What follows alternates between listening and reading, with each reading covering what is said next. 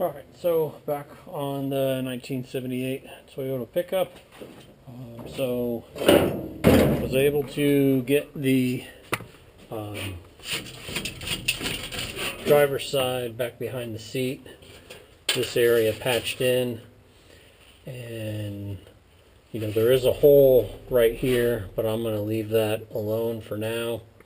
And then there's also this section here that was pretty bad that I had to cut out, and so I'm going to leave some of this undone, and I'm not even going to bother to try to grind this because I'm pretty sure that with the different engine and trans setup I'm going with, that a lot of this transmission tunnel is going to get modified. I don't know if it'll come back this far as far as how wide the new trans will be, and if I'll have to widen this area, or if it stops here and then this is just drive shaft tunnel. I honestly don't know, so I'm not going to spend any time prettying this up because I might end up cutting a lot of it out anyway. Same thing on this side. And so there's this spot here that I'm not going to bother to fill in, and then this is the whole section here that I'm not going to bother with. And so as far as prettying all these things up, I'm not going to do any of that right now. And then there's this bracket that's up underneath it, and so I just had to bend things up in order to get it flush with everything, and I'm pretty sure this is all going to end up getting cut out, so I'm not really worried about it right now. So I'm going to leave that set. When I'm a bit further along in the project, I'll buy the engine and trans I need. I think there's so many other things I got to get done before I'm there, so I'm going to leave this alone and not really worry about it. But this side had to get done as well, and so this was the piece that was up under it before, and so this went here, and there's the cab mount and the seatbelt mount and all this other complex stuff, and all kinds of extra holes in here, which is probably one of the reasons why it rusted out. So same story here. I'm just going to get the floor pan in, and I'll make a new big bracket that'll fit up underneath here, and then I'm not even going to cut any of the holes for that, because I'm going to end up, I got to figure out seats and other things, so this may not be the seat mount that I end up using, so this location may not be right for me anyway. The cab mount, certainly that's going to be in the right spot, but I'm just not going to worry about it right now. So I fought with this for a while, and so I was trying to cut it and everything, and then you can see the edge here. That's from the plasma torch, and so I ended up plasmaing most of it off, and then using the air chisel to get where the bracket was spot welded on this side here, and then there were some spot welds up along this section. You see this one got ripped out where I thought I ground it down good enough, but unfortunately not. So when I hit it with the air chisel, it just ripped those sections off. And so I don't think this is going to matter, because the big bracket with the gussets and everything that fit under here for the cab mount end up covering this whole section up, so I don't think that's going to be a problem. So I'm not too worried about that. I might under other circumstances patch that or do something, but I don't think that this is going to be exposed, and so I don't think I really care. So what we're going to work on now is just getting just the floor piece in, and so this section here went in like this, and I'm just going to get the floor piece in, and then after the floor piece is in, I'll make the big old bracket that needs to fit in there. Now you see this thing's a monster. The other cab mounts, interestingly, were tiny, like 18 gauge, and so I don't know why this one's so huge. If anything, I'd expect the one in the front to be big because that's where the engine's at. But this is like holding up the driver's butt, so I don't know why that's so gigantic. So I'll think about what I end up using here. I mean, I'd imagine 16 gauge with the gussets on there would be fine. Plus, I mean, obviously, it didn't fall off the truck, and this was just rotted to nothing. Like, it was completely trashed. And so, like, do I need to cut a giant, like, 1/8" bracket and do all kinds of stuff? I don't think that's necessary. So I'll probably make it out of 16 since I don't see the point in making it out of 8. So, alright, well, same as before. I got my paper template, cut it out, burn it in, so.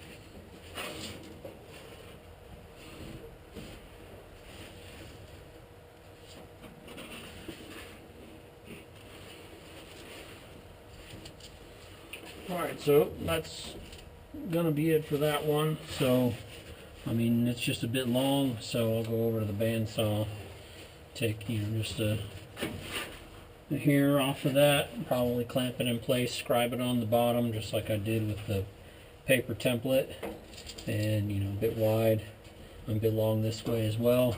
There is this little bit of a curve that's in it, so I'll have to, you know, hammer that out a little bit in order to get that flush. But yeah, that one's super easy. As you've seen before, you know, once it's in, it's sort of fiddly to get the last little bit in place, but the general shape of it, that's all that one's going to be. So this will get burnt in, and then I'll work on the big old bracket that goes on the bottom. All right, thanks. See you in the next one.